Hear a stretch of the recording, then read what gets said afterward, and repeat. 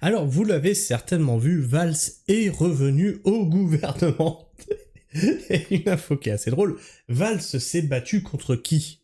Ou contre quoi? Quand il était au gouvernement. Il s'est battu contre, vous l'avez, hein, bah Dieudonné, d'accord?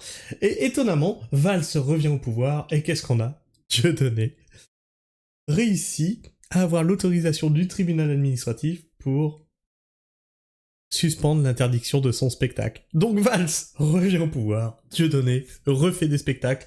Je sens que cette année nous réserve des surprises, mais d'une magnificence, on va bien se marrer. Alors, que vous aimiez ou pas Dieudonné, hein, ça, c'est chacun voit midi à sa porte. Perso, il m'a beaucoup fait rire, beaucoup moins sur ses derniers sketchs, mais à une époque, il m'a fait énormément rire. Je trouve qu'au bout d'un moment, c'était plus le même humour. Alors vous, peut-être qu'il vous faisait rire tout le temps, c'est tant mieux pour vous. Mais je trouve la coïncidence assez rigolote que Valls revienne et que Dieudonné reprenne ses spectacles. C'est assez marrant. Sachant que, bah écoute, je sais plus trop comment classer, moi, Dieudonné. Parce qu'à un moment, on nous disait, oui, Dieudonné, il est d'extrême droite, c'est un antisémite, Dieudonné, attention, c'est le fascisme. Et finalement, bah, il était quelques années en avance sur son temps. Hein. Parce que ce qu'il dit dans ses spectacles, finalement, c'est ni plus ni moins ce que la LFI, elle dit aujourd'hui. Oups, oh, pardon, oh, pardon. Bon, désolé si tu vois LFI. C'est Libération qui nous dit ça. Dieudonné, le tribunal administratif suspend l'interdiction de spectacle à Paris. Donc on viendra voir un petit peu les commentaires par ici tout à l'heure.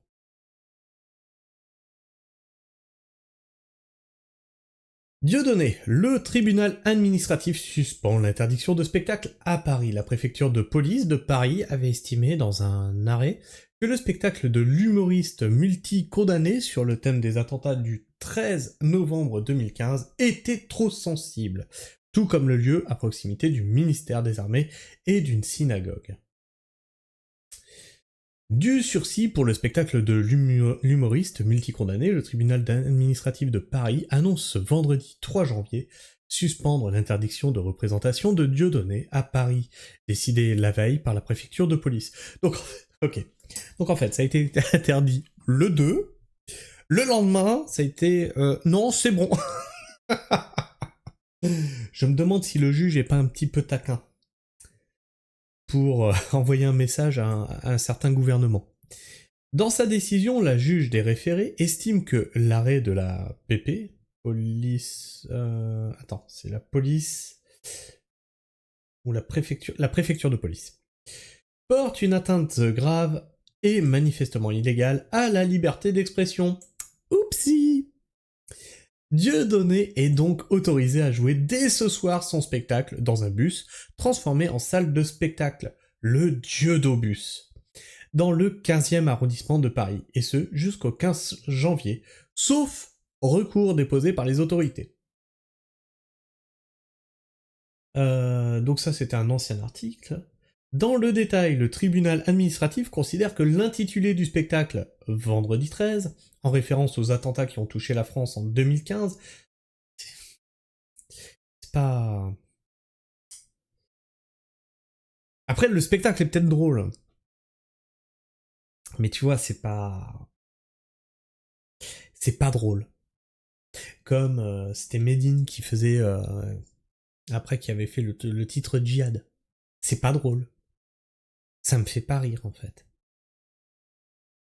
Son thème est les contacts entretenus par Dieudonné avec les frères de Salah Abdeslam. Pour l'écriture d'un livre et de la préparation d'un documentaire pour les 10 ans des attentats de 2015 ne sont pas illégales en soi. En second lieu, la réalité et la gravité des risques de troubles matériels à l'ordre public ne sont pas établis, alors notamment que le spectacle doit avoir lieu dans un bus contenant 73 spectateurs.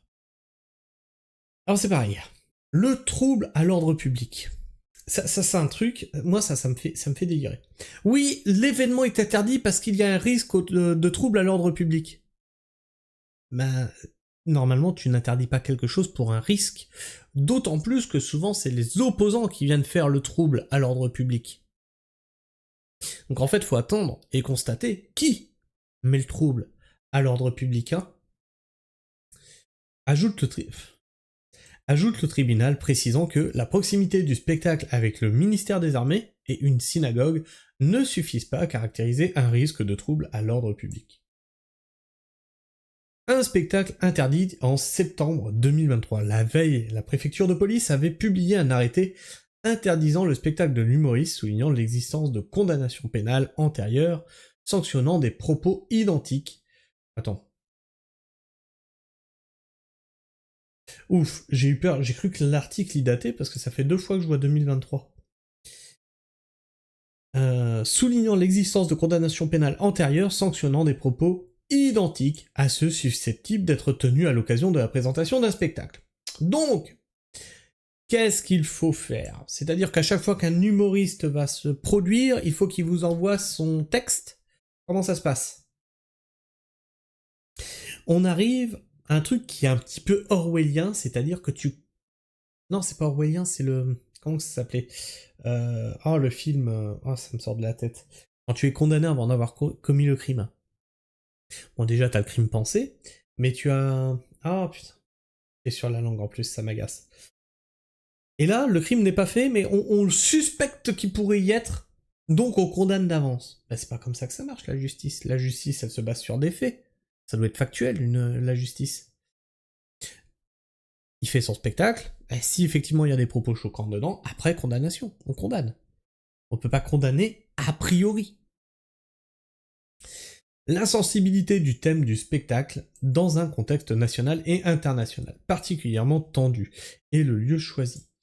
Des arguments qui n'ont pas convaincu le tribunal administratif en dépit des multiples condamnations de Dieudonné, notamment pour provocation à la haine, négationnisme et apologie du terrorisme.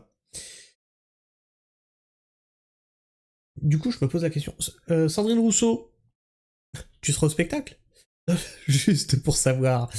Bah oui, parce qu'en fait, finalement, Dieudonné n'a fait que tenir les propos que vous tenez maintenant, donc je me pose la question. Un spectacle de Dieudonné et de Francis Lalanne. Ah, il y a Francis en plus. Prévu à Paris, avait déjà été interdit en septembre 2023 par le préfet de police de la capitale, Laurent Nunez. Ce dernier avait alors notamment invoqué les risques sérieux de troubles graves à l'ordre public. Le préfet Nunez avait ensuite précisé qu'il était de notoriété publique que la teneur des précédents spectacles de Dieudonné faisait l'apologie des discriminations, des persécutions et des exterminations perpétrées au cours de la Seconde Guerre mondiale. Et là, moi, je trouve qu'il y a quelque chose de grave qui se joue, c'est-à-dire que c'est pas en parlant plus que ça n'aura jamais existé. Au contraire, il faut en parler. Parce que si on met un drap comme ça par-dessus le problème, on n'en parle plus du tout, on n'en parle plus à l'école, on n'éduque plus les enfants dessus, eh bien, on fait un terreau favorable pour que ça se reproduise, puisque les générations d'après ne sont pas éduquées aux problèmes qu'il y a eu. Je pense qu'au contraire, il faut en parler, pour qu'on n'oublie pas ce qui s'est passé. Que ce soit pour en rire, pour dédramatiser, ou pour en parler sérieusement. Il faut pas que ce soit un sujet tabou. Il faut que ce soit étudié. On s'éduque dessus. Pour pas que ça se reproduise, justement. Et on voit bien qu'on est dans une espèce de glissade où ça risque de se reproduire. En ce moment, on a beaucoup de tensions, justement, dans ces communautés-là, sur ces communautés-là. De l'autre côté, aujourd'hui, on a l'air d'être un peu plus sensible à ce truc-là, alors que je regardais des trucs qui sortaient dans les années 60. 60-70. Donc, 25-30 ans après la fin de la guerre, ça serait indiffusable aujourd'hui. Indiffusable. Et ça passait à la télé. On en riait, c'était dédramatisé du coup. Tu vois ce que je veux dire? Je pense quand même que c'était encore frais dans les esprits, tu vois ce que je veux dire? En réponse, Francis Lalanne et Dieudonné avaient décidé de déposer 2 recours distincts auprès du tribunal administratif qui n'avaient pas abouti. Je veux dire, c'est comme, tu vois, le Charlie Hebdo, comme le Bataclan. Si demain on interdit tout le monde d'en parler, ben, ça voudra dire que ça n'a jamais existé.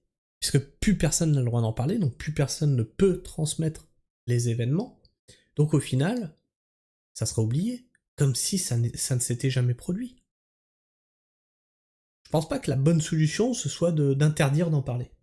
C'est pas la bonne méthode. Qu'on cadre ça pour justement éviter de motiver des gens à reproduire ça, oui, tout à fait, ça, je suis d'accord avec ça. Mais qu'on interdise complètement d'en parler, c'est pas la bonne solution. Parce que en plus, vous savez comment que ça marche. Plus tu interdis quelque chose aux gens, plus ils vont être tentés d'aller fouiller et d'aller justement dans les travers que tu essayes de justement de bloquer. Donc c'est pas la bonne solution, vraiment pas la bonne. Enfin, je sais pas ce que vous en pensez. C'est mon avis, mon opinion. Je me trompe peut-être, hein. Moi je suis pas politique, hein. J'ai le droit d'avoir un avis. En plus, j'ai une grand-mère qui a été déportée, hein. Je viens de Moselle, à 30 km de l'Allemagne. Alors, je suis d'origine allemande, puisqu'un coup c'était allemand, un coup c'était français, un coup c'était allemand, un coup c'était français. J'ai mes grands-parents qui se sont battus sur le front, tu vois. Enfin bref. Je sais pas ce que vous pensez de tout ça. En tout cas, je ne pense pas qu'il faille oublier, hein. Justement, il y a le devoir de mémoire. Partage-moi ton avis, ton opinion dans l'espace commentaire. Débattez-en entre vous. Alors attention, sujet sensible. Là, je ne pardonnerai pas, hein, sur la modération. Si ça dérape de trop, ça dégage. Et puis, bah, si t'es encore là en fin de vidéo, tu peux t'abonner, vérifier que tu es toujours abonné, puisque YouTube en désabonne certains d'entre vous, et tu peux liker. Liker, ça m'encourage à continuer ce que je fais. Et tu peux aussi clocher. Bah oui, comme ça tu rates aucune de mes sorties vidéo. Sur ce, moi, je vous fais la bise, prenez soin du sol, et restez pragmatiques. Ciao.